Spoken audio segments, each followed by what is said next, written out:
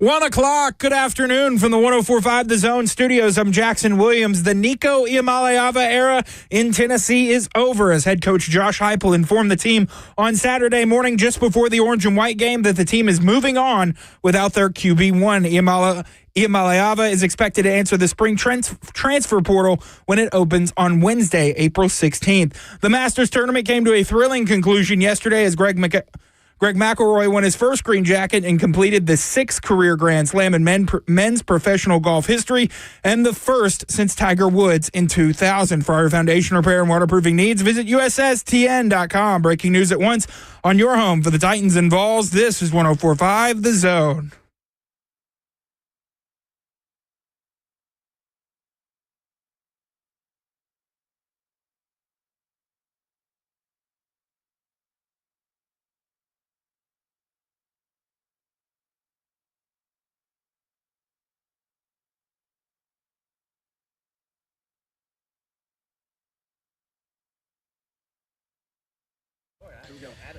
Cover 2 with Blaine Bishop and Zach Lyons here on 104.5 The Zone, powered by all Four Seasons Garage Doors. 615-737-1045 is the number. We're out here at the Governor's Club out in Brentwood. It is beautiful today. Perfect day for golf. Yes. Makes me wish I was out there golfing. Will Bowling of Ramon Kalen Will just came in. Yeah.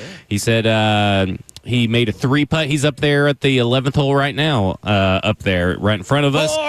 Of course, we're here for the Fun Recovery. 104.5 The Zone is teamed up with the Fun Recovery for the 4th annual charity golf tournament, Harmony and Heroes, a night for mental health dinner and concert tonight. We're broadcasting live all day. We're the last show, the Governor's Club, until 3 p.m. We got Pro Football Hall of Famers and Titans defensive lineman Jeffrey Simmons was on Ramon Kalen Will. He's out here golfing. Delaney Walker's out here. Steve Atwater. Bunch of people out here funding for this. Lorenzo Neal. And, of course, the funding, wait a minute, Lorenzo Neal's out here, too? Yeah. Man, everybody's out here. Yeah, I didn't know that. Well, that's what Kirby told me. Oh, well, take it with a grain of salt, I guess. Know, because I'm like, I think he would have texted me, but I could be wrong. But, of course, we're out here, Fund recovery. I keep wanting to call funding recovery, but the Fun Recovery is helps with mental health. It provides monetary compensation for people to find the help that they need. So it's a really cool program. Really glad to be out here. Maybe a bunch of Tennessee Volunteer fans will need to contact Fun Recovery because they lost their star quarterback. And so they probably are really going through it right now. Oh, man. Yeah, so we got Ben McKee of GoVols247.com on with us. And Ben, how many Volunteer fans do you think are contacting the Fun Recovery to get some mental health help? I think this whole saga this past weekend really put Tennessee fans through the ringer, and I think they are coming out of it. I feel like Tennessee fans, for the most part, are feeling good, actually, because I think in hindsight, they feel like they got rid of a headache. But last Thursday night or early Friday morning, it certainly did not feel pleasant. But I think as more news trickled out and more facts about the situation trickled out, I think Tennessee fans began to realize that they were maybe dodging a bullet with Josh Heupel and Tennessee electing to move on from Nico.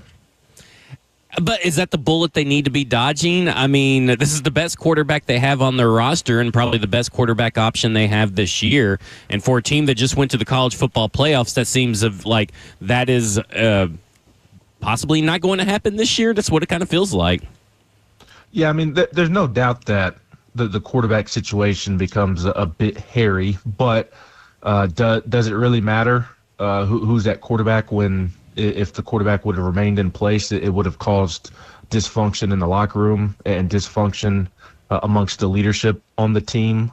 So I do think Tennessee fans are correct in feeling as if they dodged a bullet, because if Nico would have returned, it would have been dysfunction all over. The teammates and the team was not happy with the situation on Friday morning. It irked them, and rightfully so. Yes, you are losing a talented young man who has a ton of potential. Last year was just his first year being a starting quarterback in the SEC. You would think that he would have built off of last year. I also don't think Tennessee did a great job of surrounding Nico last season, and there were questions about what he was surrounded by this upcoming season. But when the main thing, which is football, isn't the main thing, and it's all about wanting more and more and more, and that's causing dysfunction in the locker room, that's causing your leadership to be questioned. I mean, he is supposed to be the leader on the team at that position, especially in a season when you're going into your third year in the program and you are the quarterback. It's supposed to be your football team, and football does not seem to be the top priority. Although it does bring, although these next couple of weeks there will be a lot of questions about, okay, who is going to be the quarterback? That is certainly a fair question to argue. I think you'd rather figure that out than have to deal with the dysfunction that this would have caused if things would have continued. Do you think it was a fatal flaw by the University of Tennessee to offer as much as they did back in 2022 when NIL first opened up to get Nico? Do you think that set a precedent for his camp, saying that, well, you paid us all this money before he even threw a ball for you, and now that he's thrown a ball, we want more? I mean, I think that's the low hanging fruit to grab in hindsight, but when you look at it at the time, Tennessee didn't have a choice. Tennessee was dysfunctional at the time. It had just fired Jeremy Pruitt because of a lot of issues that Pruitt caused, and in order for Tennessee to go land a 5-star quarterback, and in order for them to land a top 5, top 10 overall player in the country, they had to overpay. And I mean, the circumstances in April of 2025 are different than they were in December of 2022 or whenever it was he committed a few years ago. So I think that's easy to say now. I would disagree with that thought process, just because they wanted top dollar. They wanted what the best quarterbacks in the country are making, and his production does not match what the best quarterbacks in the country are making. I think if Tennessee had been overly pleased with his performance last year, or if he had lived up to the hype last season, then I think they would have been more than willing to pay top dollar for a quarterback. It's not that Tennessee doesn't have the money, but when your camp has been a headache and been greedy and asked for more and more and more and more since the time you committed, when the production doesn't match what you're asking for, you're not going to get what you're asking for. We're talking to Ben McKee of GoVols247.com, talking all things about this Nico Gate situation going on in Knoxville. No doubt about it. Thanks for coming on, Ben. Man, I guess I wanted to see where you lie on who's to really blame in this whole situation. I do think if you have to pick one or the other, I do think Nico's camp receives the most blame. Now, Tennessee is not blameless. As I mentioned earlier, I do think that Tennessee did not do a good job of surrounding him last season at the receiver position, at the offensive line position. Development has not been what it's needed to be.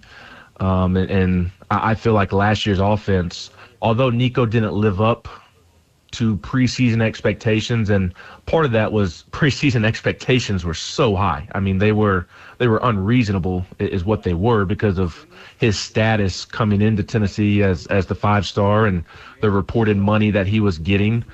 So that was part of it. But I think the other reason was that Nico wasn't surrounded by a ton. I think Tennessee had more of an issue along the offensive line in that receiver than necessarily having a Nico problem, if that makes sense. So maybe if Nico feels good about where Tennessee is at the receiver position and along the offensive line going into this year, maybe they don't come asking for money. Now, I don't necessarily believe that to be the case, because they have always asked for money. They flirted with the portal right after the season ended.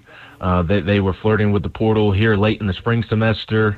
I mean, it's always been something. I mean, you've seen reports of threatening to sit out of a bowl game, a playoff game, not just a bowl game, but a playoff game, unless they gave him more money.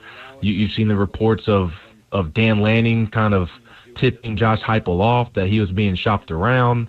So Tennessee is not totally without blame. I think it could have surrounded Nico better, but I think this is a case, of my opinion, it's more about Nico's camp, and I hate to continue to just specify Nico as if it's just Nico doing it. I think it's the people around Nico who have put him in a bad situation because they have been greedy from the jump, and it just reached a point in which Tennessee was tired of putting up with it and elected to move on. So what were your thoughts on the spring game with the quarterbacks that actually played? Yeah, I thought they were fine. I don't think Saturday was something to have sweeping takeaways from, just because Tennessee had so many players out on both sides of the football. So it was a lot of second team and third team players and walk-ons. So I would take Saturday's performance with a grain of salt. I thought George McIntyre looked good in his time on the field. He was 9 for 12 or so and threw a couple of touchdowns. Jake Merklinger also threw a touchdown, but he also threw an interception. Wasn't maybe as accurate with the football as you would like, but I thought both guys were fine. I think the future for both of those guys, especially George McIntyre, are really, really bright. The problem is this year needed to be more of a developmental year for both of them. I think Merklinger has the potential to be a starting quarterback at this level, but maybe just not as a true sophomore. And they have been pleased with the spring that he has had. They've reworked his mechanics throwing the football, and he has taken a nice step forward. But again, this year was intended to be more of a developmental year for him and backing up Nico in preparation of potentially being the starter next year after Nico theoretically left after his third year in the program. And George McIntyre, I mean, he was a 5-star at one point, one of the top players in the country at one point, but he just doesn't have the body frame right now to survive an SEC season as a true freshman. So there's a lot of hope there. There's a lot of promise. I think Tennessee feels good about both. It's just pointing to the kind of what does Tennessee do at quarterback now. This obviously puts them in a tough spot with electing to move on from Nico. It's unfortunate because, okay, yes, they feel good about these two quarterbacks long term, but I don't know that they're prepared to be the answers in the short term. Merklinger is obviously the more likely option in the short term than McIntyre, and I would expect them to go out and add a quarterback out of the portal at some point these next couple of weeks, just because, again, these guys are in their developmental years. They're not prepared yet to be a starting quarterback. All right, starter, competitor, or backup, what would they target in the portal? I think they'd get a starter. I mean, I do think – I don't want to completely dismiss Jake Merklinger. I think he's going to get a real shot at earning the job, that they are going to give him every opportunity to go earn the job.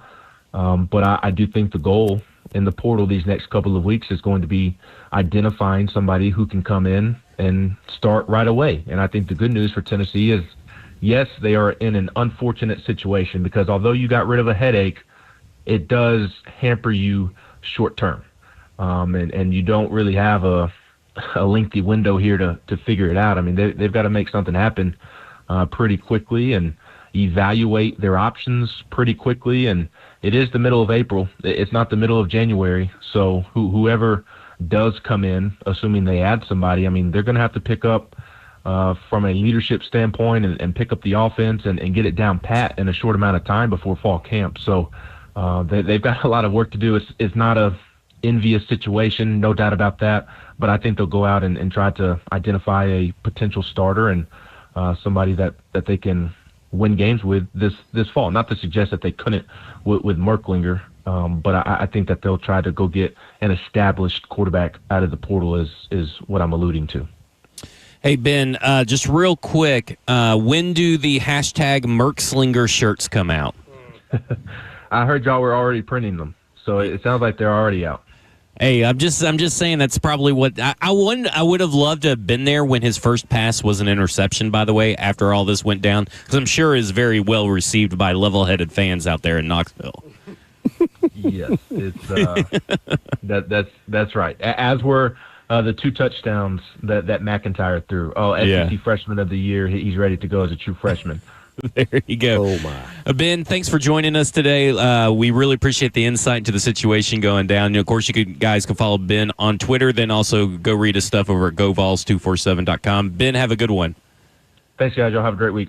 Thanks. Appreciate it. We come back, we're going to ask the question, is everybody letting Nico off the hook?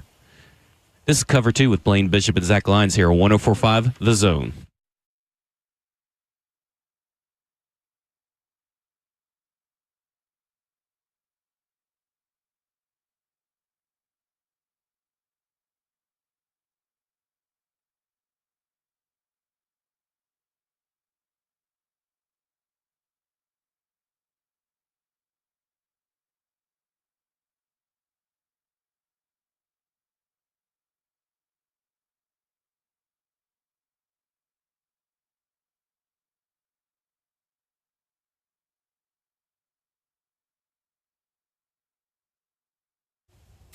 For many of you who have lived here a long time, you already know Eurofix has been in Middle Tennessee area for your European car repair needs now for 26 years.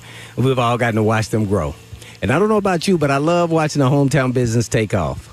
Well, we're now proud to announce the 5th location in Mount Juliet for Eurofix on Mount Juliet Road, right across the street from Dairy Queen. And Eurofix can serve you in Franklin, Hunted Oaks, Murfreesboro, Belmead, and now Mount Juliet. Pretty cool getting to watch a small-town mechanic starting in the barn of his backyard of a single-wide trailer and now grow to 5 locations repairing thousands of cars each month. And at Eurofix, you get a 3-year nationwide warranty and a free loaner car with every repair appointment. And all you have to do is just give them a call at 844-EUROFIX. That's right, 844-EUROFIX, or you can visit them online at myEurofix.com. That's myEurofix.com. Well, I was telling Blaine, said ya.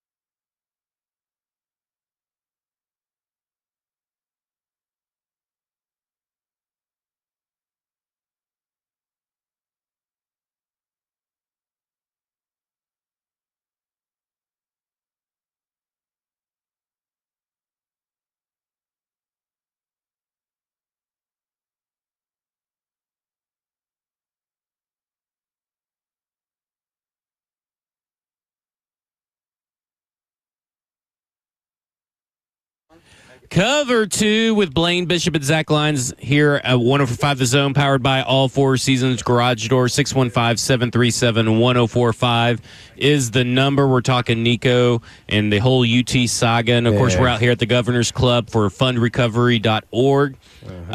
Great charity event. Bunch of players out here. Some great food. I've had over there at Sucker Punch, which is a pickle place. Had a nice Bloody Mary. With the Bloody Mary. Yeah, But I made mine spicy. Did you make yours spicy? I got a little spice in there and no alcohol for me, but yeah. I don't know if mine had alcohol in it or not, to be honest with you. So it did. Maybe it did. I don't know. You just put probably a little bit in yours. Yeah, that's all I need right now. So with this whole situation, Nico. This Nico situation, I've come across, and now listen, Tennessee Volunteers Twitter, Big Orange Twitter, they're not letting Nico off the hook, obviously, because there's people like rage tweeting at him and all this kind of stuff, saying some nasty things. The real classy fan base they have over in Knoxville. And Alabama fans never did that. No. They're all God-fearing people down in Alabama. I don't know if that is that believable, guys. Yeah. I just don't know about that, man. I don't know. Oh, Kirby got a big mic over there. We all prayed at the Church of Saban. Oh, yeah. Okay. So I did Saban or Satan. Oh, there's a B in there. There's a B. It just sort of sounds that way. Yeah. But same thing. Same thing. I will say there's a lot of people in the media. So when I ask the question, are people letting Nico off the hook? I feel like there's a lot of people in the media that are blaming everybody but Nico. Mm-hmm. And I'm not saying that Nico is solely to blame or even carries majority of the blame, but they're absolving him of all blame. And there was a report that came out at A to Z Sports that says that Nico apparently knew nothing that was going on around him. Do you find that believable? Because I don't find that believable whatsoever. And I think if you find that believable, you're gullible. Yeah, no. Come on now. Yeah. There's no way. Somebody may be telling you what's going on, and you may disagree or agree, but yeah, you have to know. Yeah, he was informed of every step of the way. Now, whether he had power, like you said, totally different. We know, I think Ramon talked about it this morning, and I've seen a few other people bring it up, and I think you brought it up before. The figurehead of the family, the head of the table, his dad probably, in that culture. In that culture and everything, is probably looking at the situation. He's probably just, doing what his dad tells him because, his dad probably thinks that's best, and maybe Nico agrees or he doesn't, but he still is. He is of age to make his own decisions. Right. And he is the talent, so sometimes the talent should have a little bit more power and say. So we don't really know what it is, but this to me, though, also screams that when people say, well, this is an NCAA issue, not a Nico issue. Mm-hmm. And I'm like, no, this is a Nico issue taking advantage of an NCAA issue. Like there can be two issues. There is a Nico issue, but there's also an NCAA issue. I don't think those things are separate issues, if that makes sense. Well, I would look at it differently. I think I've been saying it for the longest is that now college sports is now pro sports. And that's how we got to look at it. We got to quit babying these players as though they are college players. So to hence what you're saying is he has to take responsibility where he's making the decisions or not because it's under his name. Right. When you're in a pro athlete, you got to hide behind your agent for only so long, and then all of a sudden now it's on you. You're allowed to switch representation. Right. You could change. So I just think it's gone a little far, but I do think he's taking advantage or his group of the system. Yeah. You can say what you want to say about, he has to, but at the same time, you would be doing the same thing. Right. How about another station offer you 3 times as much as you make it? Yeah. I think you would probe and ask them. Yeah. So this is what it's like in the real world. Yeah.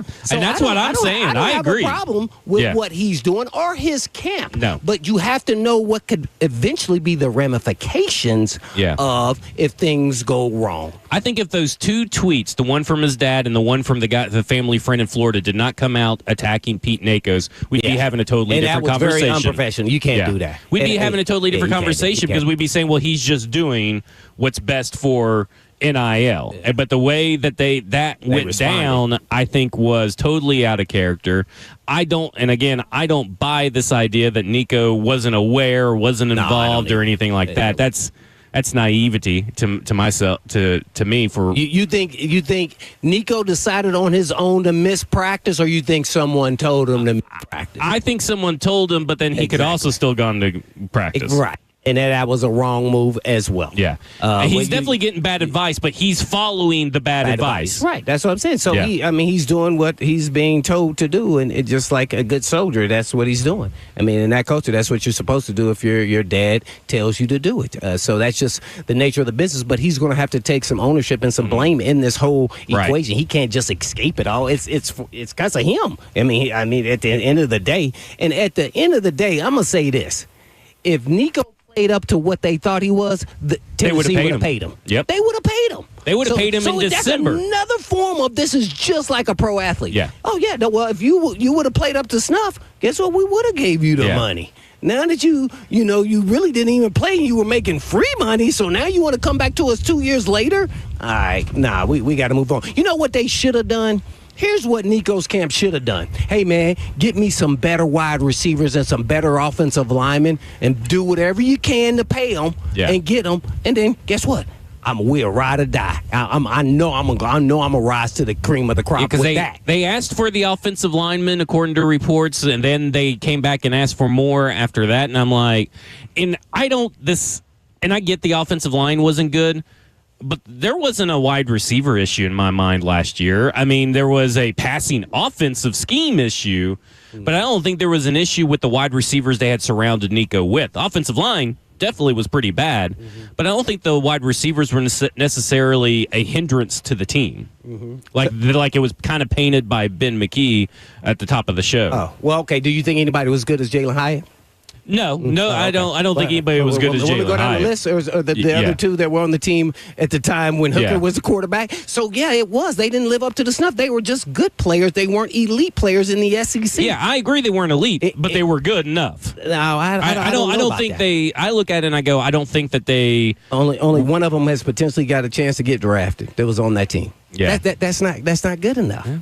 That's not good enough. And at the same time, especially if you don't have an offensive line. If you got elite receivers in your offensive line is just average or so, then I think you could say, okay, I can get by. So to me, if I was him, that's what I would have tried to get accomplished so I can then rise. If not, you're only as good as the weapons around you. That will never change in sports, in football. I mean, I just remember seeing him miss a lot. And I also think that the scheme was an issue more so than the wide receivers. I would agree with you to that. But gotcha. I just think, he missed some spots, but he was growing at the same time. But I think it was more so the line and the receivers. And then I got tired of hearing, I was fatigued on, that they got to get on the same page. I mean, eventually that will happen. So that is on Nico at some extent. I mean, so that's kind of at the same time, nobody can escape. Everybody involved, including Tennessee, were part of this whole equation. Guess what?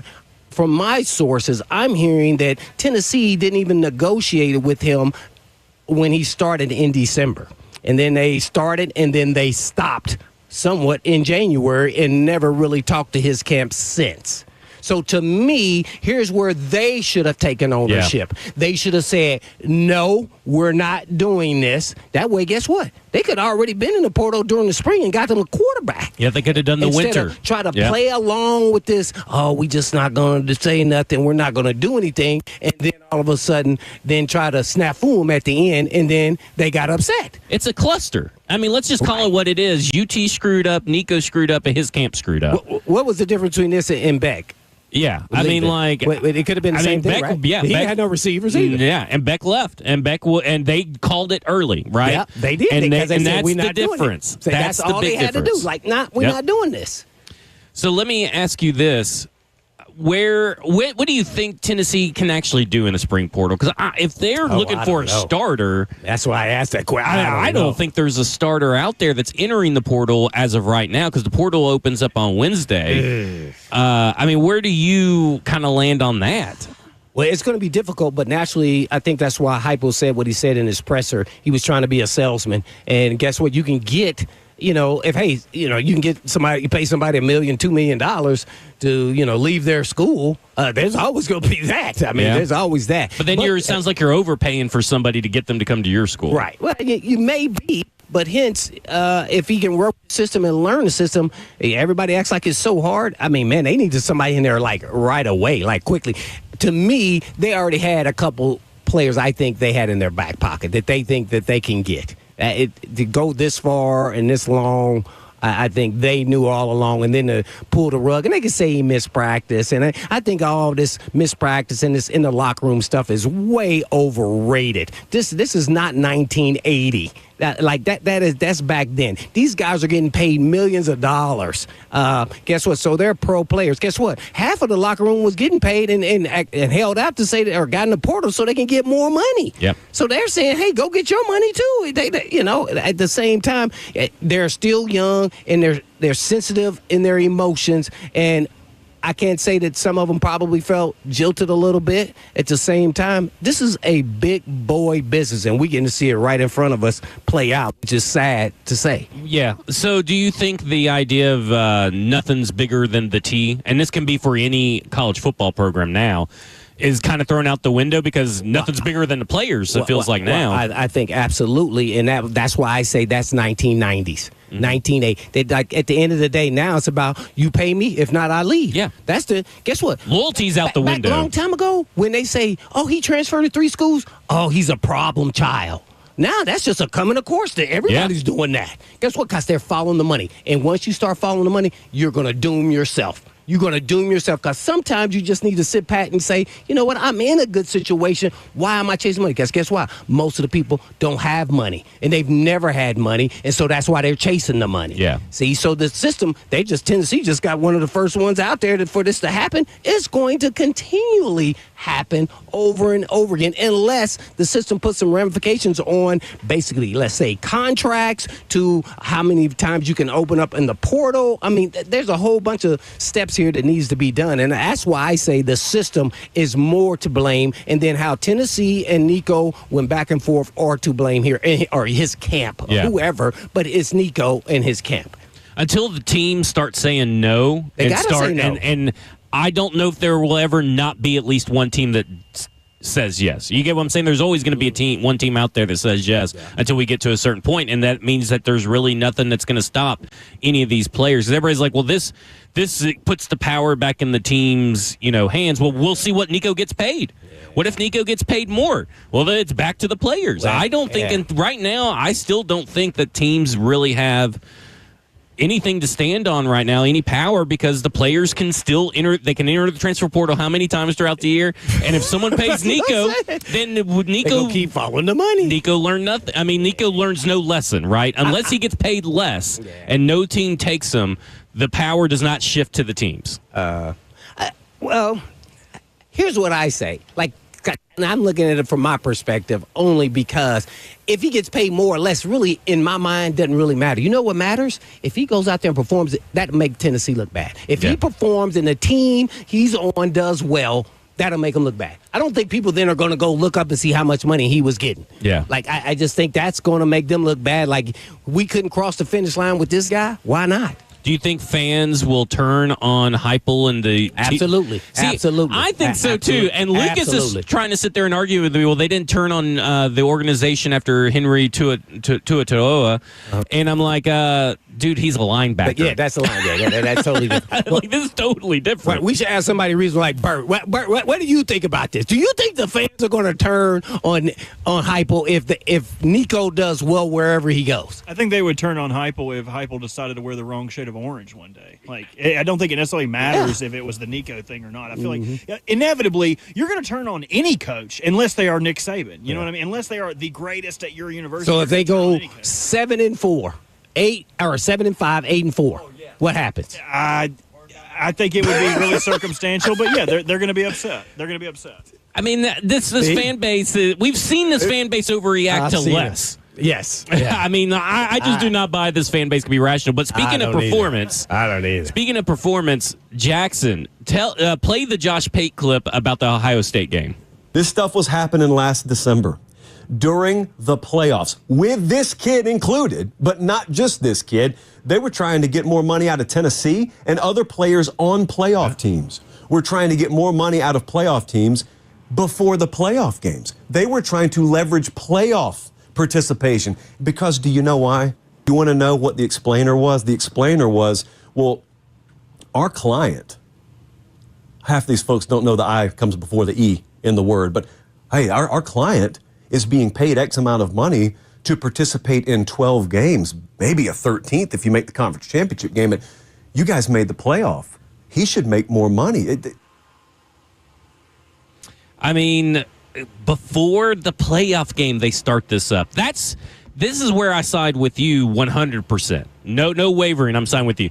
That's when UT should have said, hit the transfer portal. Yeah. Because we're not giving you the money. Yeah, maybe and especially after the loss. But I mean, maybe if it won, maybe you're like, okay, well, now we can up it. But like, especially because it was a loss, I mean, I'd just be like, okay, if this is where you're at, your head was obviously not in the game. How much did that negotiations leak into his performance? It shouldn't.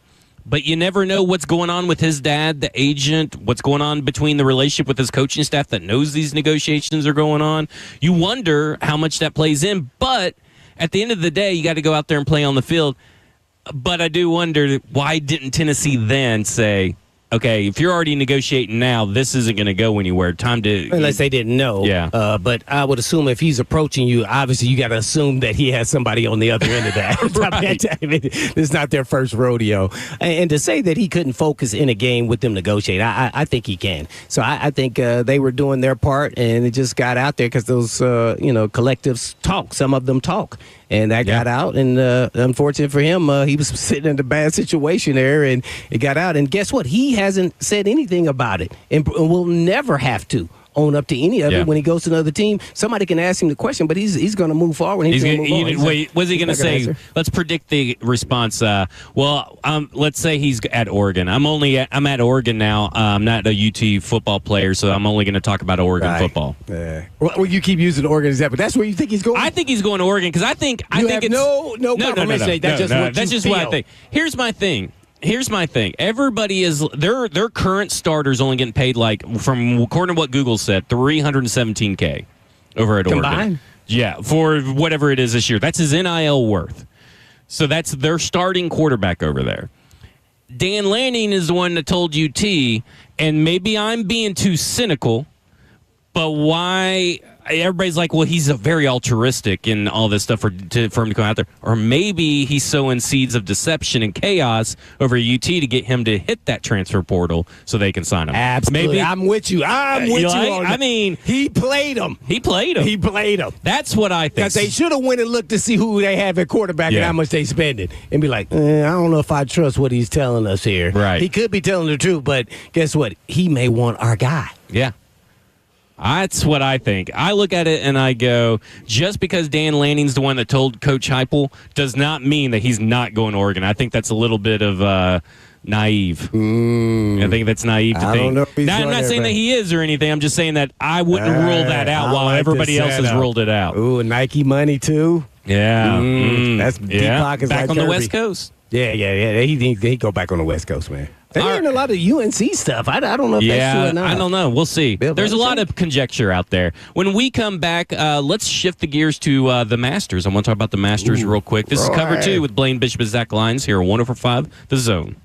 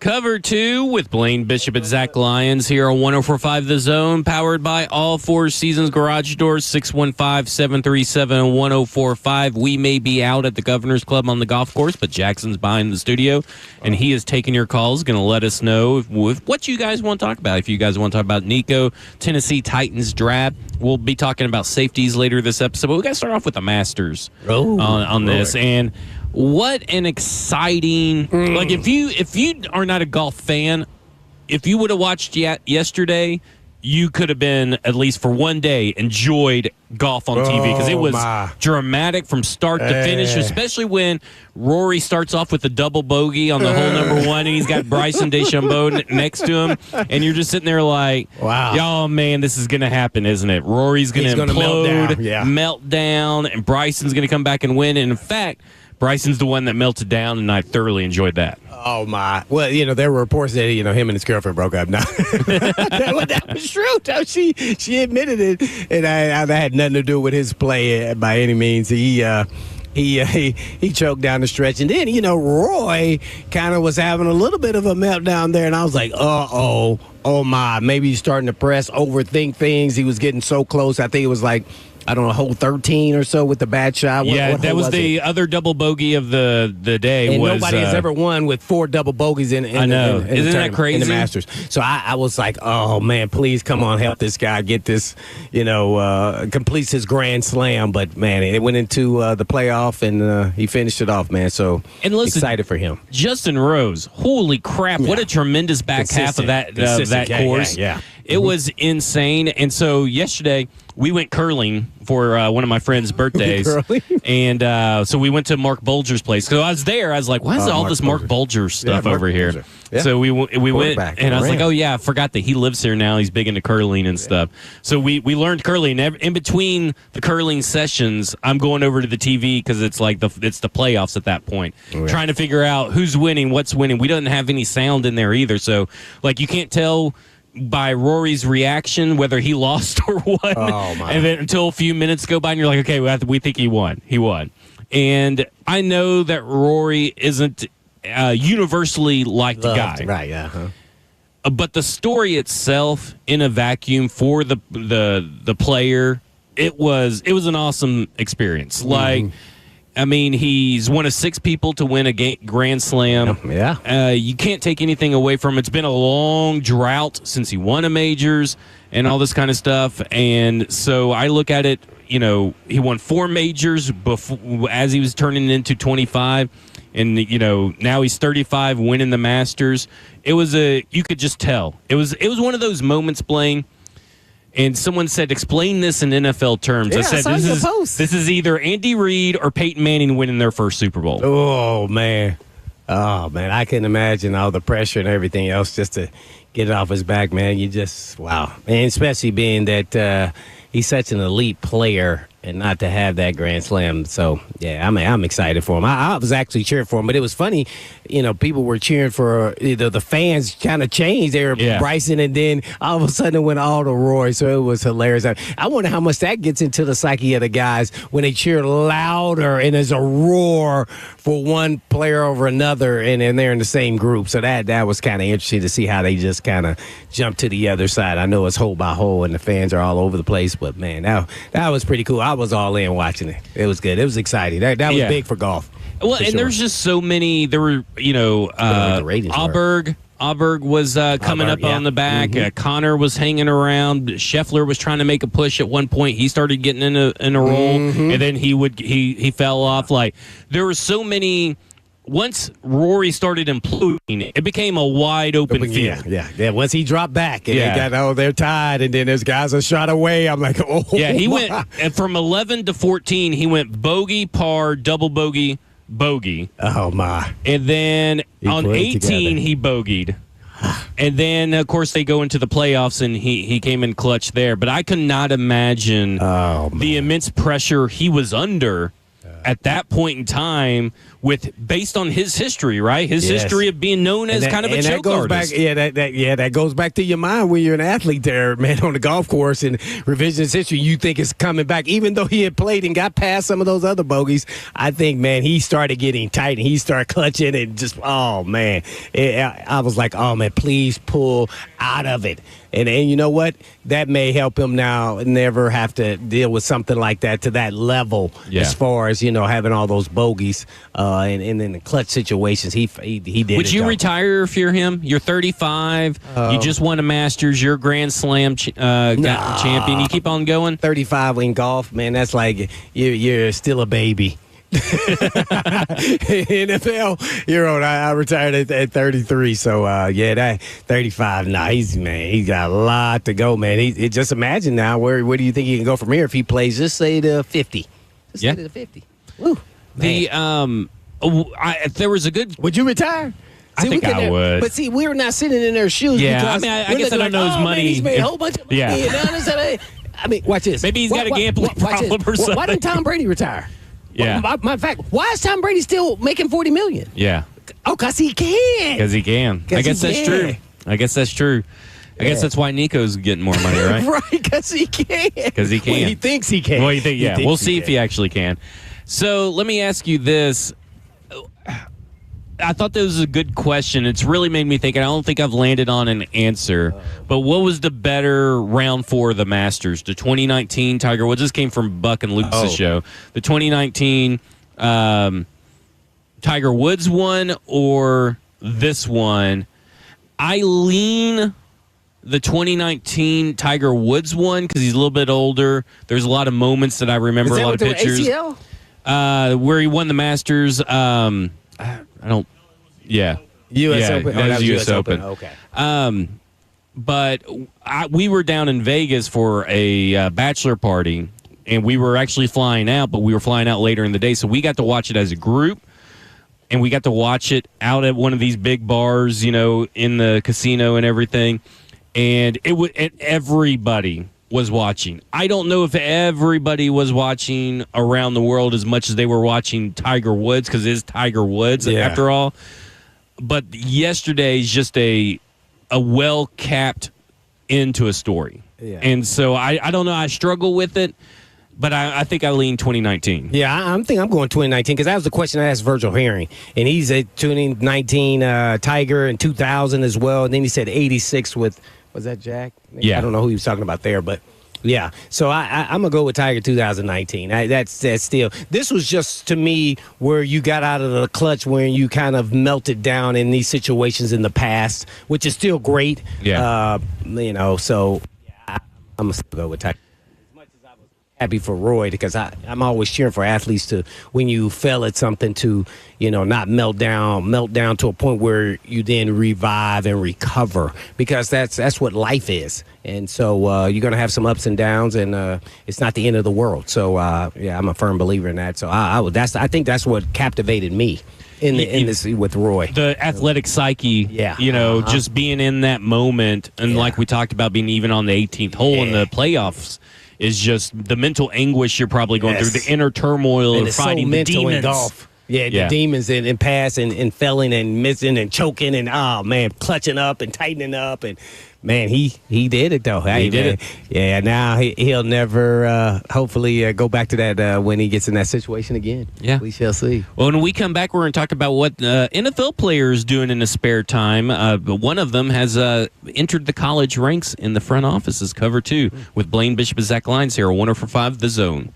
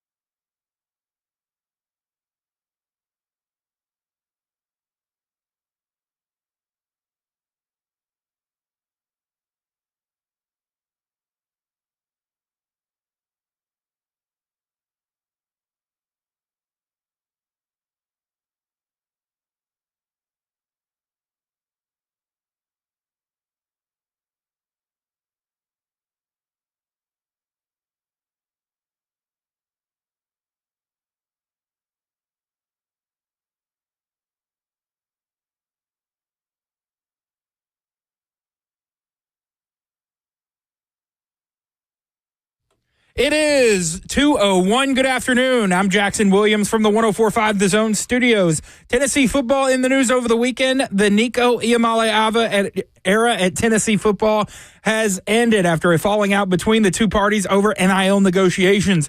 Nico's camp was reportedly asking for $4 million per year for the former five-star quarterback, and Tennessee refused to meet the demands. Nico is expected to enter the transfer portal when it officially opens on Wednesday. Tennessee head coach Josh Heupel confirmed the split after the spring game on Saturday and hinted at taking a look at the spring transfer portal for a potential replacement at quarterback. In Tennessee basketball news, Tennessee transfer portal target former Maryland guard Rodney Rice is taking a visit to USC after originally saying he doesn't plan on taking any more visits after seeing both Villanova and Tennessee. For your foundation repair and waterproofing needs, you need to visit USSTN.com. Breaking news at once on your home for the Titans and Vols. This is 104.5 The Zone.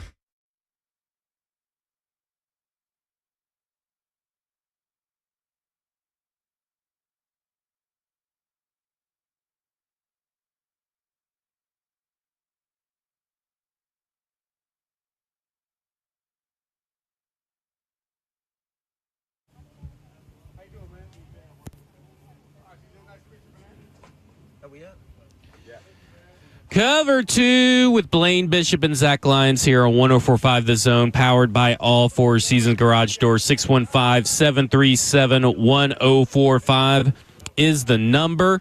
We're out here at the Governor's Club for the Funding Recovery Charity Golf Event. Fund Recovery. I keep saying Funding Recovery. That's the car salesman in me. Fund Recovery provides monetary aid for therapy, drug, and alcohol treatment and mental health services for people seeking positive change. The annual golf tournament, as well as the dinner and concert later tonight, allows Fund Recovery to share their work with donors, partners, and advocates who share their belief that recovery and mental health services should be accessible to all. Fund Recovery can help with individual scholarships and grants for treatment or therapy, and they have already awarded over $2 million in grants to directly help over 800 people across this country have access to mental and behavioral health. For more information on Fund Recovery, including how to apply for financial help, please visit fundrecovery.org. So, Blaine, Adam Schefter tweets out, Raiders standout pass rusher Max Crosby is being named the assistant general manager for football at Eastern Michigan University. Crosby becomes the first active NFL player to hold the position.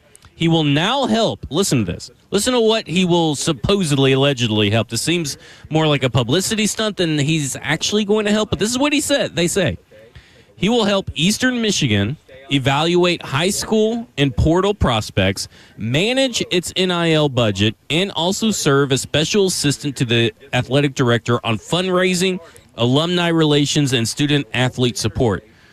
How can he do it all? I mean, like, this is not. I have no idea. I think it's really about with a heck of an assistant, right? Right. And I mean, man, that's. I don't even know if I could do that if I wanted to. If I was still playing, that would be almost. I was exhausted from preparation all week. I don't know how you could do that. I don't. Managing the NIL budget's interesting. Also serve as special assistant to the athlete. See, this is where I think it really is. Let's forget the NIL budget. Let's forget that he's going to look at prospects and evaluate high school and transfer prospects.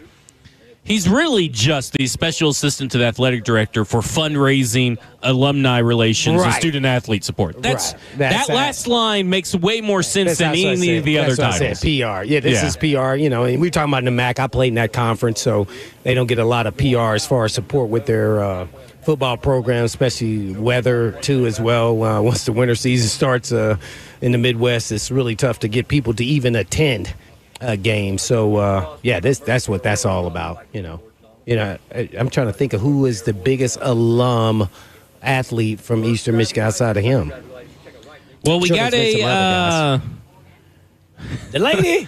Okay, so here's what we got right here. We have a random Titans player, not really random. We talked about this Titans player tweeting. Really, with the two straight line eyes emoji and the straight line face, like I don't know, what do you call that? What's that kind of emoji you call? What's the emoji called with the two eyes that are like just dashes and then the dash for a smile? Yeah, that guy. What is that? Huh? Blank. Oh, that's what's called blank? Oh, well, that's what Roger McCreary tweeted out. He tweeted really in the blank face, the blank stare, I guess. So maybe something's happening. We had talked about Roger McCreary possibly, maybe there's a trade opportunity for the Titans to move on from Roger McCreary. He's in the last year of his contract of his rookie deal. I don't know, but, some of the times these players tweet stuff, and it usually leads to something. So just something to put on the radar. Could be about anything. I mean, I don't know. It just could be about anything. I thought you were going to bring up something, more substantial about this Snead issue. Well, here... I'm like, man, what the heck is that about? Well, let's talk. That's where I wanted to go next. Whoa, so this L'Jarius Snead issue, I haven't really heard anybody talk about it today. Man, and I had people blowing me up over the weekend. Like, what? I mean, from out of the state, I had people I hadn't even talked to. Like, what is going on with this guy? What's up? I haven't really heard anybody talk about it on the show. So Teresa Walker, the Associated Press, she's the one who kind of released the story over the weekend. PFT has it pretty much summed up. Pro Football Talk has it pretty much summed up right here. Titans cornerback L'Jarius Snead is facing a lawsuit. A lawsuit. Keep in mind of everything we're saying, a lawsuit. For at least $1 million after an incident in the parking lot of a car dealership December. Christian Nishimiyana says Snead, or Snead's personal assistant, shot at him while Nishimiyana was sitting inside a Mercedes-Benz on a dealer lot on December 6th in Carrollton, Texas, a suburb of Dallas. No one was hit by bullets fired from a Lamborghini Urus as it drove by One Legacy Motors. Attorney Levi McCarthan said in a statement obtained by the Associated Press that Snead and his accomplice were arrested by the Carrollton Police Department for aggravated assault with a deadly weapon. Keep in mind, we did not hear about this arrest, which is really odd to me that we did not hear about this arrest. That's to Texas. McCathern also accused Snead and a woman who identified herself as Snead's mother threatening Nishimiyana, ordering him not to cooperate with police or retain an attorney. The proof is there, McCathern said in his statement to Walker. There is video surveillance from the dealership showing the car and the person who opened fire on Christian.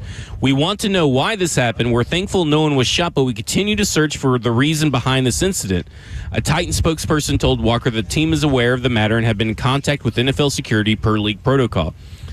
So here's my thing. If there's evidence that seems to be, from the way that McCathern put it, the plaintiff's lawyer, if there's actual video evidence and the proof is there, why wasn't he put in jail, or why is this a lawsuit and not an actual criminal court trial? Right. We haven't even gone through anything, or arrest or anything for him, correct? Yeah, there was one arrest back in December 6th, but we didn't even hear about that here in Nashville.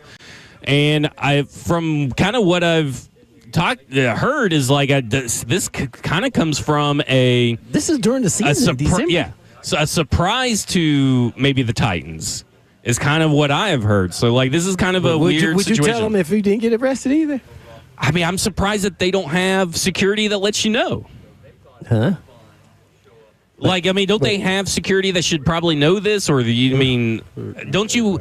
Here's what I'm saying. Yeah. If you're an NFL team, wouldn't you employ someone to constantly be monitoring, not the players, around, but monitoring police blotters and stuff like that? I think and they have somebody for the state that does that for each NFL team that has a pro team, so I think it's on them. I don't think the actual organization, or any organization has their own people who do all that. They have, people who do local, but not, and maybe they did know. I don't know. I mean, maybe they did know, and they just said, hey, it's up to everybody else to find out. I have no idea, but, this sounds weird to me. This is a lot of people trying to hide some things here, and I don't know who's telling the truth, let alone the rest, and now it's a lawsuit, and then where's the court and all this, just try to, taper it down. Was he the actual shooter? No, I mean, we don't know anything. Yeah, I mean, we don't. That's the other confusing part of it. They're like, well, the proof is there, but nobody knows which one is shot. So what proof do you have? There's a lot of information here that doesn't really line up with common sense. Like if you're trying, and and I'm not saying that nobody was shot. Obviously, someone was shot at. But why this person? And they don't even know why yet. I mean, this all seems a little weird. And I just wonder, I just wonder what's really going on with this whole story. And I really wonder how it's going to affect the Tennessee Titans. Because are they going to have to now find so they draft someone?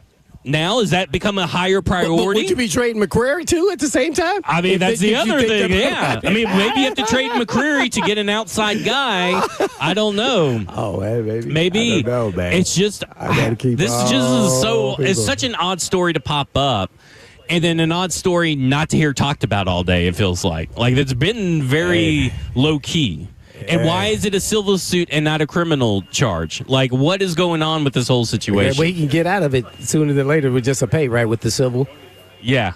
Like, I mean, grab? You think it's a money grab? I don't know. I mean, again, I really don't have enough information to really make a judgment. I mean, I mean, if you are shooting out in public, shooting at multiple people.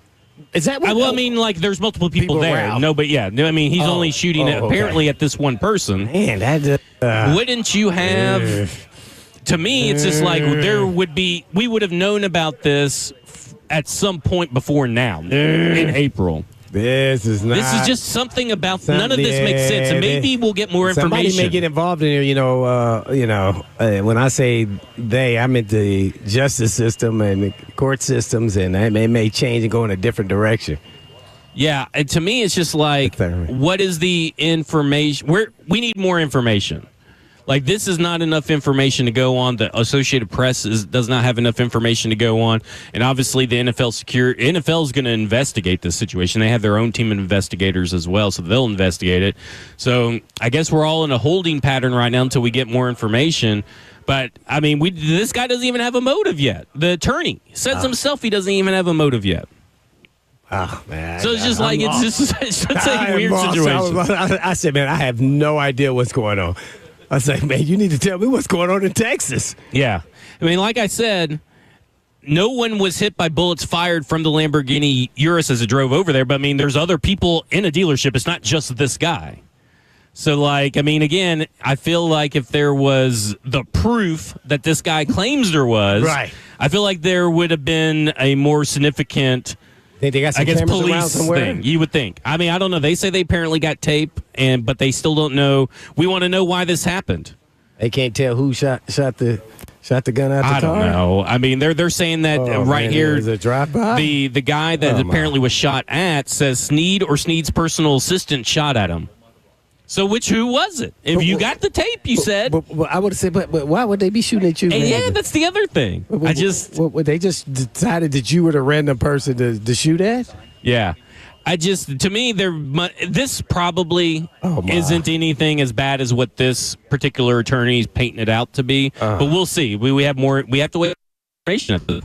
That's just absurd even here. It is. It was not what I was expecting. That's for sure. I was not expecting that L'Jarius Sneed story to pop up. Like when I saw L'Jarius Sneed at the start of an article, I'm thinking, oh, well, maybe it's probably about his surgery or something, or maybe about his recovery. No, it's about him being involved in a shooting back in December. Oh, my. Insane. All right, when we come back, we're going to talk about the safety prospects here in this NFL draft. This is Cover 2 with Blaine Bishop and Zach Lyons here on 104.5 The Zone.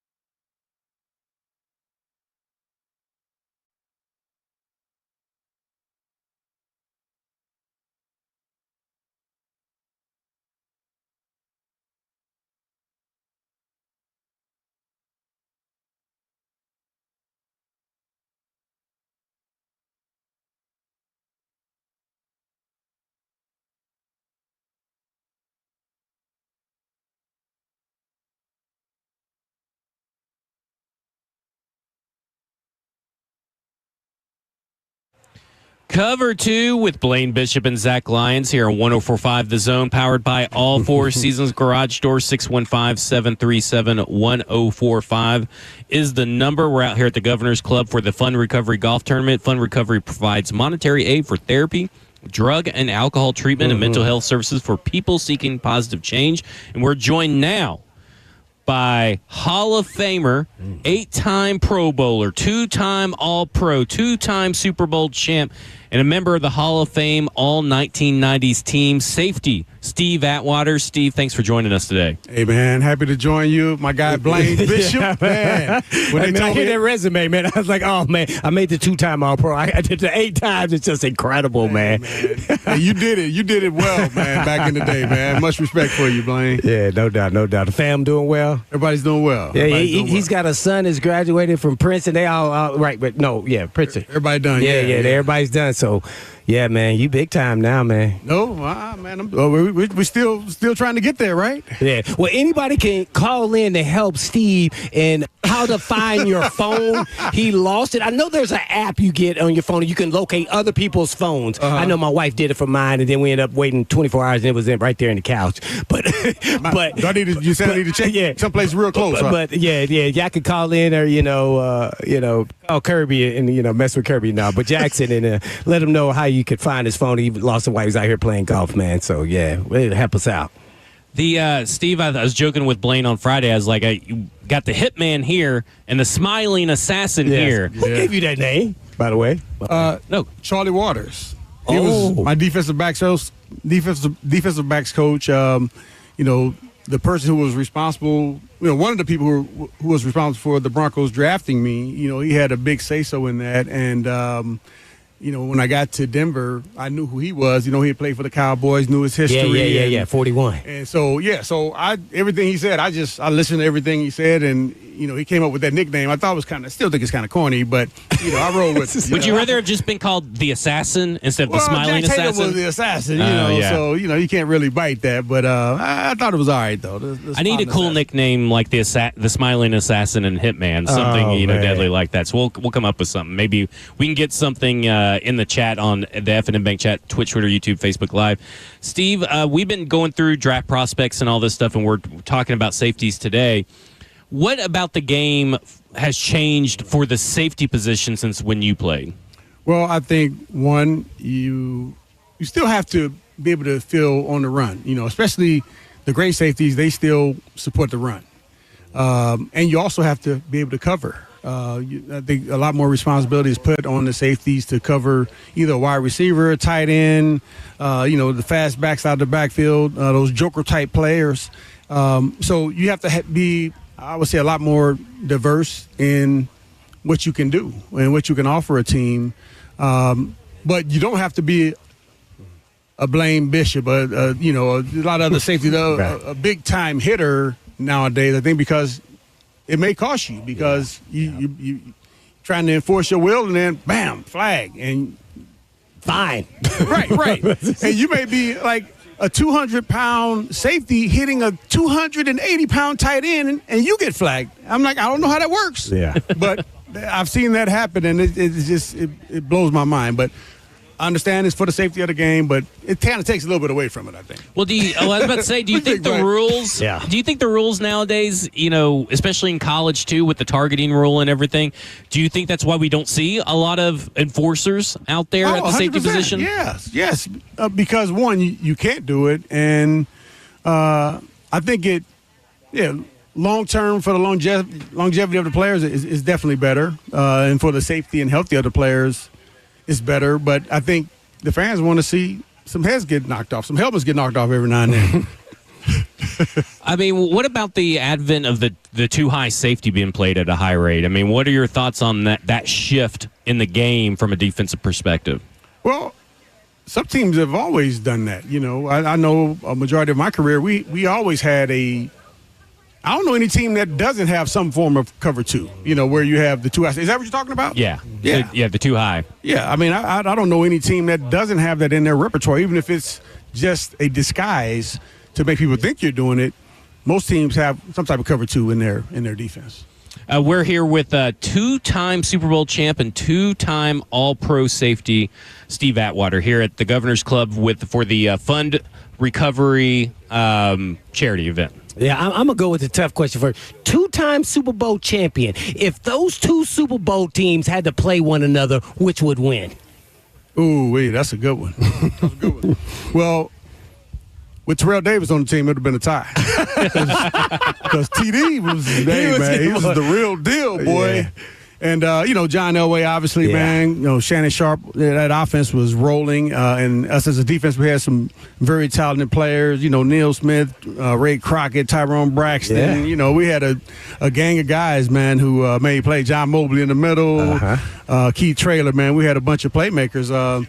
And I think offense and defense kind of played off of each other. If the defense was having a little bit of a problem, offense would pick it up a little bit, score a few more points, and if the offense was struggling, hey, defense, we found a way to come up with a turnover or something to have some type of game-changing play to have an impact on it. So you would say the 98 team or the 99? I know. I said all that. I had to ask you a question. Come on, Blake. Okay. All right. I know there's a lot of Super Bowl memories, of course, naturally. But naturally, everybody knows the Christian Okoye hit. Outside of that hit in the Super Bowl, what do you remember is a memorable play in your eyes? Because sometimes players have different, viewpoints on what's a memorable play outside of, big-time plays in the Super Bowl and Christian Okoye. Well, I just remember going up against a lot of the great running backs and, them having rushed for 200 yards, 150 yards leading up to our game. And then, hey, we have a game and, hey, we hold them to, 50, 60, 70 yards rushing. And, that for us, Dennis Smith and I, Tyrone Braxton and I, we kind of, felt good about that. It made us feel good that, hey, we can, for the most part, obviously they had, some running backs that got off on us. My man, Barry Sanders, I couldn't tackle him. I missed him twice on one play. I know a lot of people did that. Yeah. But, that was one of the things that made us proud is being able to stop the run. All right, well, take us back. Nobody has experienced this in this state, well, maybe somebody, but you got inducted in 2020 in the Hall of Fame. Kind of take us through that moment and what that was like, and then, just the whole experience of it all, because, nobody can really relate to it because nobody's, been inducted. That's crazy. Yeah. Nobody. But I don't know, not from the Titans. That I can, not Eddie's not in. Mac, nope. No. So, wow. No. So, that's going to change. It's going to change. Hopefully we get EG in there. You're talking about big backs. Yeah, man. That's I didn't know that. Yeah. Wow. Well, Bruce Matthews is the only one, but he was an Oiler type. Right. Yeah. Well, I'll tell you, Blaine. I think that there are many more people who are deserving of being in the Hall of Fame, and it's that experience, man. Oh yeah, the experience is incredible. There's nothing like it, and to do something that you've loved from since you were a kid and, be halfway good at it and then get acknowledged for it, throughout your career. And then the ultimate cherry on the top is that Hall of Fame, man. And, it feels good. And it's also great for a lot of your family members to get a chance to enjoy that. And because a lot of them didn't get a chance to get all the games and all that, but to actually go to the celebration, man, it's pretty surreal because it was almost like, you know how it is when there's a funeral. Everybody comes out, they say good things about you and all that. Well, this is kind of, hey, your flowers before you die. You know what I'm saying? I mean, I'm not saying it was like a funeral, but, to have everybody together in one place, kind of celebrating your football accomplishments, man, was it was pretty special, man. And, I've built some wonderful relationships over the years with people like you, and so many other former players, man, and my family is extremely important to me, like yours is to you, man. Yeah.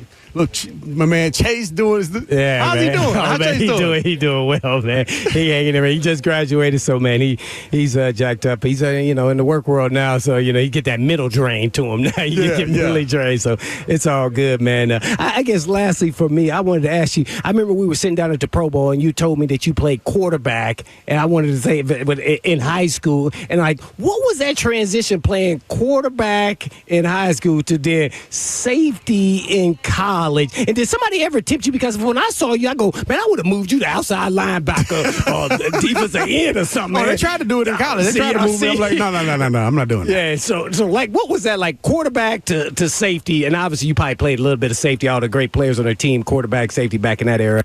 But what was that like? And was it a wake-up call like, oh, man, this is a little bit different? Yeah, well. Because you went to Arkansas. Yeah, I went to Arkansas. So I played safety in high school in addition to quarterback. Like you said.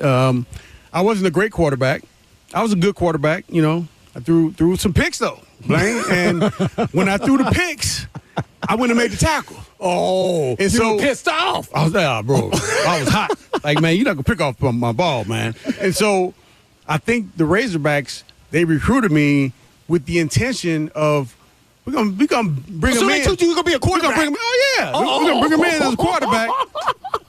And we're going to do those switcheroo on him. Oh, I did not know that. But back then, that happened all the time. Like football camps, I didn't go to any football camps, prior to training camp and all that. I do my own little workout routine, throwing the ball to my friends, all that was, it was nothing like what's available now for a lot of the quarterbacks and athletes. So we're in camp, first day, second day, third day goes by. Coach Cobb's in the office. Hey, Steve, if you stay at the quarterback position, it may be a while before you're able to break into it.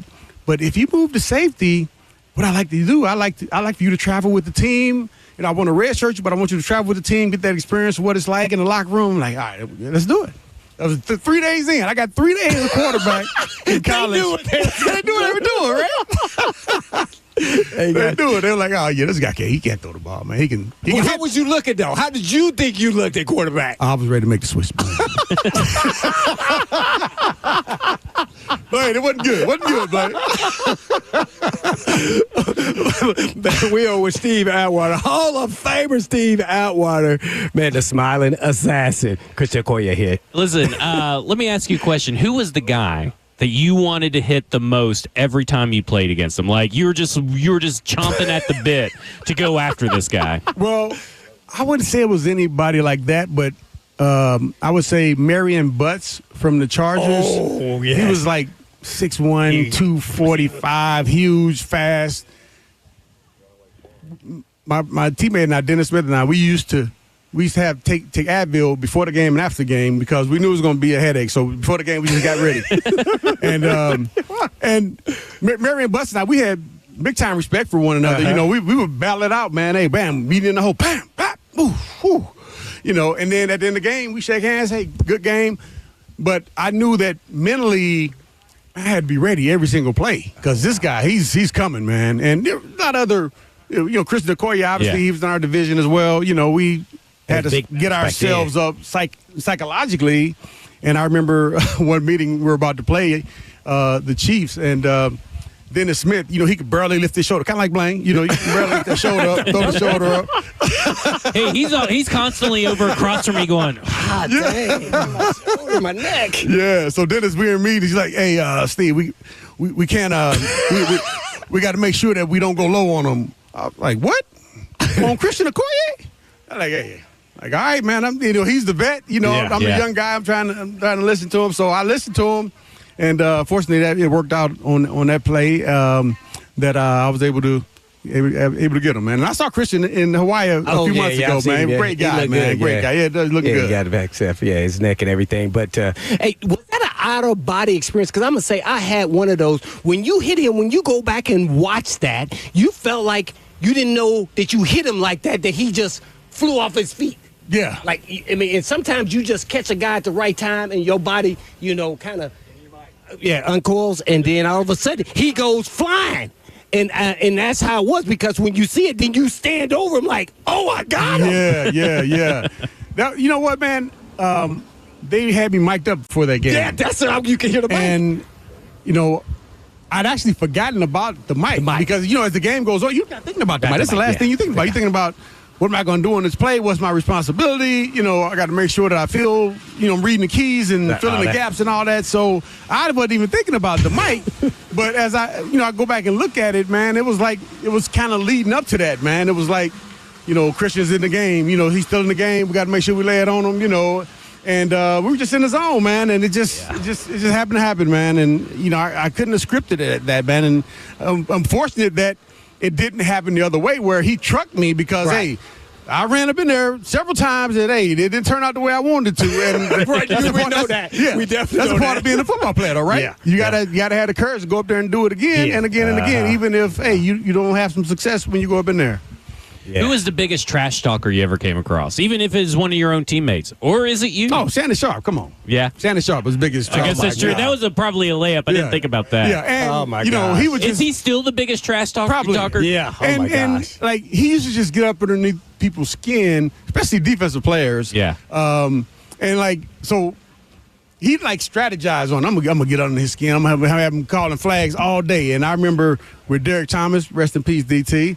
Yeah. We played them. I think it was a Monday night game in Denver. And man, he was talking. I don't know what he was saying, what all he was saying to him, but he had Derek. He got 2 or 3, 4 flags. For his trash talking, man. And Shannon, he was the best at it. That was a layup. I didn't really think about that. Were you a big trash talker? Because Blaine says he wasn't really a big trash talker, and I find that very hard to believe. Yeah. No, I wasn't really a trash talker. Yeah. I mean, when you would make a good play, I would just, let the guy know, hey, man, nobody can.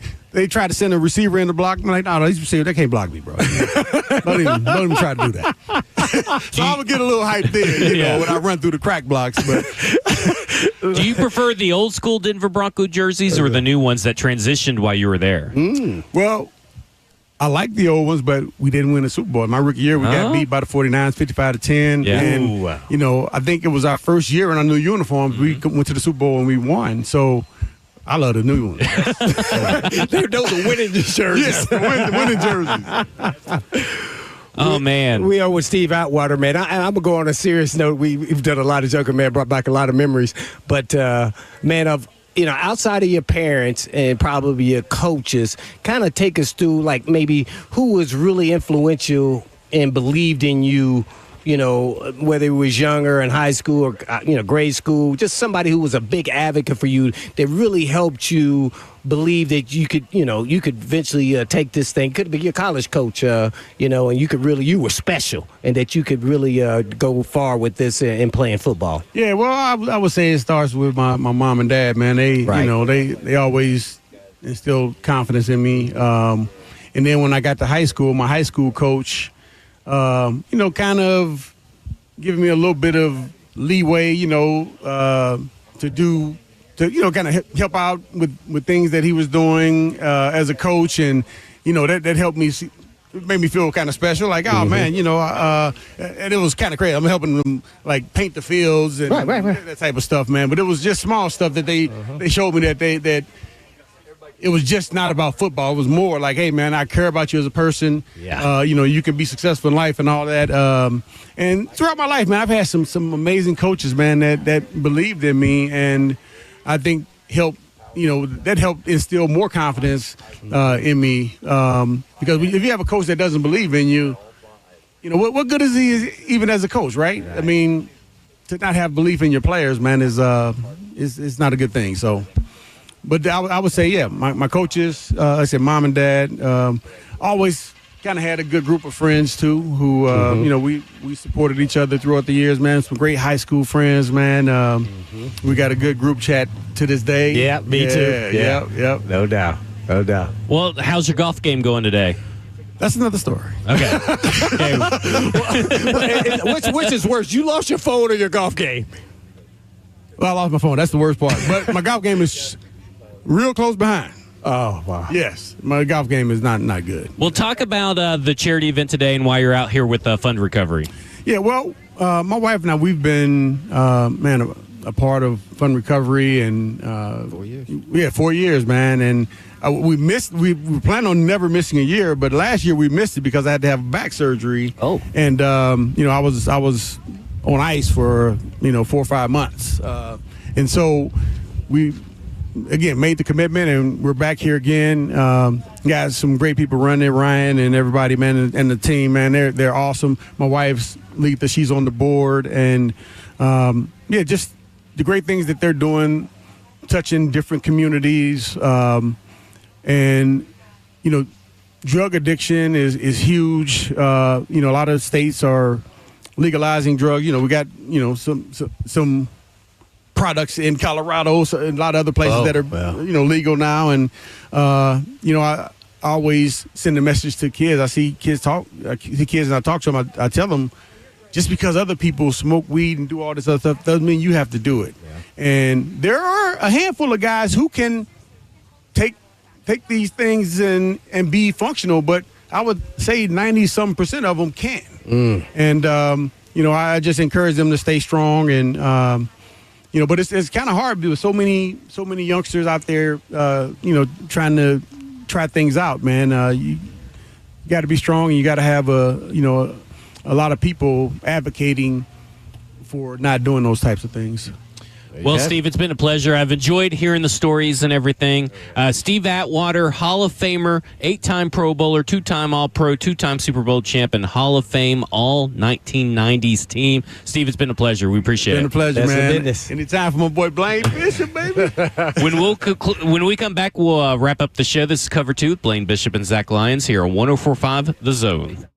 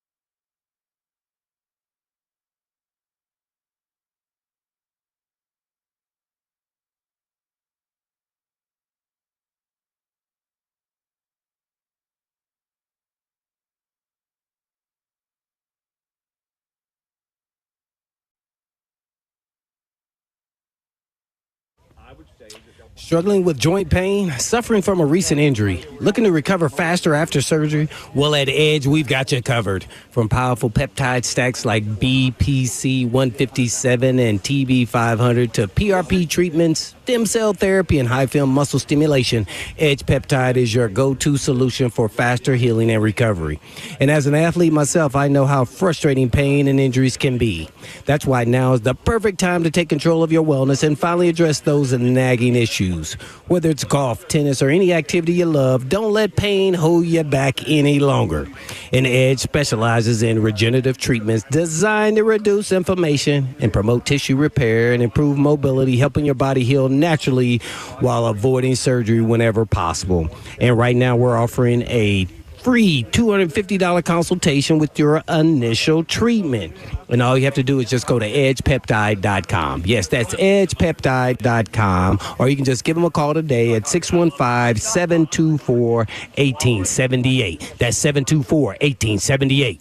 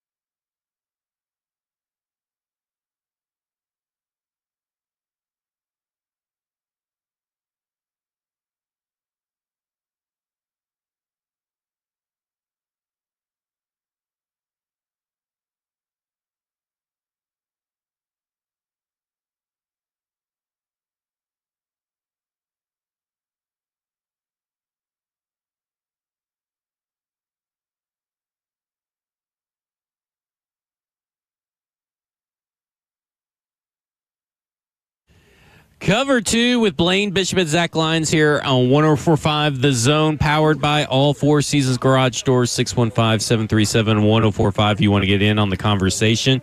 We're out here at the Governor's Club out in Brentwood. Fun Recovery Golf Tournament. Fun Recovery provides monetary aid for therapy, drug, and alcohol treatment and mental health services for people seeking positive change. So great event out here. I do want to say this. Now, we talked about it earlier.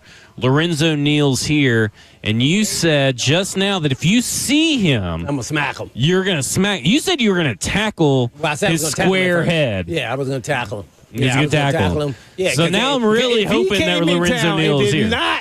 I may have screwed up. Yeah, see, without texting me, that's impossible. I just know that's impossible. That's why I went to that limb, because I would not be tackling or slapping. I'm like, I don't, no way. So yeah, CJ helped figure it out. All right. It was not him. It was not him. So that's good. But it's really bad because I was really hoping you were just going to get up and leave and tackle him. If I did that, I probably wouldn't have got up. You both would be on the ground. I don't know. He might have got up, but yeah. I wouldn't have got up. You'd be walking around like Lucas. I'd be limping. Yeah, for sure. All right, so we didn't really get to talk about the safety prospects too much, but I do want to ask you just a quick question about safety and how much of a need do you think it is for Tennessee Titans, because they really only have 3 players at safety that can play the spot. It's Amani Hooker, Xavier Woods, and Mike Brown. Right. So really seems like, especially with Xavier Woods on a 2-year contract, he'll be 31 on the second year of that contract, which they can get out of it after this year. Amani Hooker's on the last year of his extension, and Mike Brown's on a 1-year contract. It really seems like we don't really talk about safety a lot, but it really seems like that is a position of need for this Tennessee Titans team. Yeah, it's kind of like fullback, or where you feel like you get a quality player and then develop them eventually and start in this league. So I'm thinking 5th round if they take a safety. I'm hoping Malachi Moore. I'm gonna go there with that. Yeah. After watching all the safeties, and I get why I like him so much, and it's because he's a smart player and he doesn't have any false steps. Not the most elite athletes compared to some of the other guys coming out, but he's consistent. You know what you get. He has intensity, he has leadership skills, great eye discipline, good open field tackler, and he can play the slot. He can play free safety, in the box. I mean, there's nothing he can't do, and he's perfected all of them. It's just like, how elite can he get? He may not have a high ceiling, but I think you have a ready-made backup. I think I'm going to look at him more like a hooker, but a little bit better version with nastiness to his game. A little bit of an edge. Yes, a little bit of an edge. Same as Hooker, just well-coached, disciplined player. He comes in, and I think he could play pretty immediately. So I think they can get a guy like that in the 5th round, based off all the other guys. Seems like, and what's interesting about the safety class is its versatility. I love versatile, strong safeties and free safeties in general. Now there's no strong and free. The versatility in their game really makes me really like them. Yeah, I'm with you on that. I was talking about Malachi Moore this morning, and I came to this realization when I was talking about him, was that I really was high on Xavier Watts and Lathan Ransom coming into the pre-draft process. And I'm not saying they're not good players, but the more I watched of this safety class, the more I'm like, oh, well, you can get someone just as good, maybe with higher upside in day 3. There's no sense of spending a pick on Xavier Watts or Lathan Ransom. Higher in the draft. In the draft. Because they have more upside. They're a little more athletic. I mean, there's some guys that look, pretty good. That Xavier Watts is actually one of the number 1 guys. The guy from South Carolina. You can say his name, not me. But I'm gonna make you say it. Yeah, no. Eminwari or something. I had it down when I was quietly, sleeping. But there's some really good, solid players that you can get. The Jonas Sanker, I didn't know much about him, Virginia, and he's 6'1", 210. I was interested to see him. I never saw him pedaling and getting over the top of cover 2 and just consistently. So he was more of a come downhill guy. Yeah. So it'll be interesting to see if he can. Yeah, you don't want him, and I think me and Bert were talking about that too. He said you don't want him playing middle of the field back there, in the outfield. There wasn't a lot of versatility game. The guy from Oklahoma, Bowman, he kind of he missed some tackles, but I like the way he plays. He gets overly aggressive. I had to learn this after I got in the league, is when I'm at free safety, I don't want to be as aggressive natured. I kind of want to be in my pedal, read shoulders of that nature instead of always going for, want to get it up in the mix. I have to change who I am a little bit with that. And that's kind of what I see there. But another good, solid player. He just missed some tackles sometimes, a little out of control. Yeah. But he has the fire, though, in him. Yeah. So you just got to pedal him down a little bit, settle him down a little bit. But, there were some really good players. I got a sleeper, though.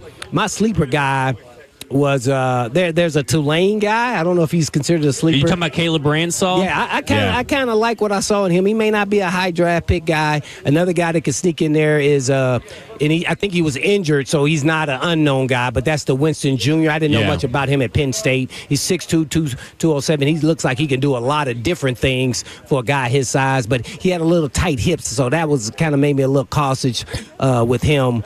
And naturally, the Georgia kid is going to be up there with the top three. Yeah. And then there was one other guy I thought was I really like true safeties that just kind of are deep middle, too high, in the box. That kid from Ohio State, I like him.